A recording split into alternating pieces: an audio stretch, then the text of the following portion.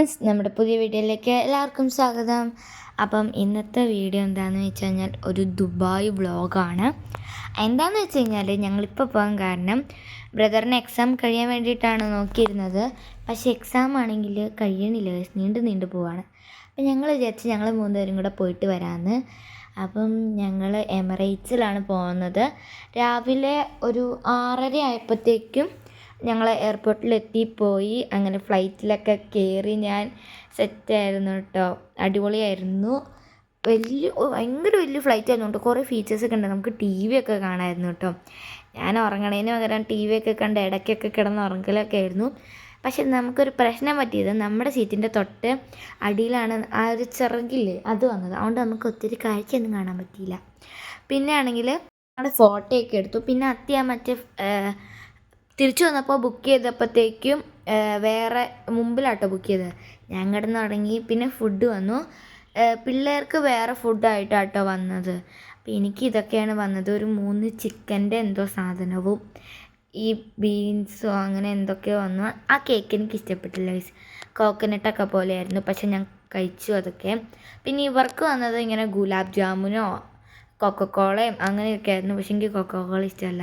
പിന്നെ ഗൈസ്, എൻ്റെ ഫുഡിനകത്ത് എൻ്റെ പേര് വന്നു. പിന്നെ ഇവർക്ക് എന്തോ ഇതൊക്കെ വന്നു, പ്രോൺസൊക്കെ വന്നു. പിന്നെ ഞാൻ ഇവിടെ ടി വി എല്ലാം സെറ്റാക്കി കൊടുത്തുകൊണ്ടിരിക്കുകയാണ് കേട്ടോ അമ്മച്ചിക്ക്. നിങ്ങൾ സിനിമ കാണാമെന്ന് ഓർത്തു പാകം സെറ്റാക്കിക്കൊണ്ടിരിക്കുകയാണ്. ഓരോരുത്തർക്കും ഓരോരോ ടി വി ഉണ്ട്. ഞാൻ മറ്റേ സിനിമ ഉണ്ട്, ജയ് ജയ് ജയ് എന്ന് പറഞ്ഞ സിനിമ. പിന്നെയാണ് ഈ പരസ്യത്തിനൊന്നും വലിയ മാറ്റമൊന്നുമില്ല ഗൈസ്. പക്ഷേ നമുക്ക് അടിപൊളി വ്യൂ ആയിട്ട് ഇറങ്ങാൻ നേരത്തെ കിട്ടിയത്.